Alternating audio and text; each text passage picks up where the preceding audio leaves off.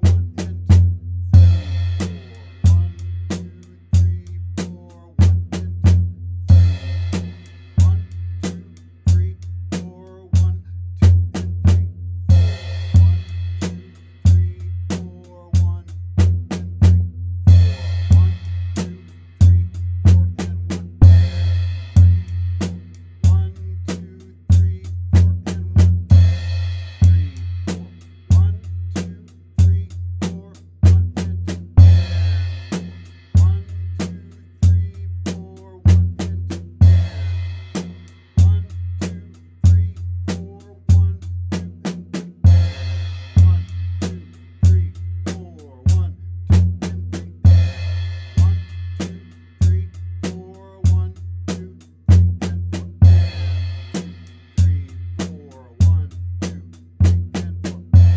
When you're first learning, you probably will have to practice each individual line before you put them all together. You may want to practice just jazz style first before practicing rock style as well. A few things to notice. When playing jazz style, you want to keep your hi-hat going on 2 and 4, and in both styles you want to leave a little bit of space right after the ensemble accent, the crash. Don't come right back in with your beat on the next 8th note. Come back in on the next quarter note. This is especially important when you're accenting off the beat on the and. That's called an anticipation, and if you come back in too early, you're going to destroy the anticipation. Also, when going into your prep, it's fine and most of the time sounds better to leave out the 8th note right before the cymbal. This gives it more breathing space, it's easier to play and sounds more natural. Once you have this down, you'll have a big foundation for chart reading down. It isn't everything, but it's a really good start. As I mentioned earlier, I have this exercise written out and available for you to download free, so you can put it on your music stand and practice. Just follow the link in the video or in the comments below to get a free copy. Now, did you find this helpful? Please comment below. Please like the video and subscribe to my channel for new drum lessons every week. Also, I have a whole playlist of jazz drumming lessons. Please watch those next, and we'll see you next time.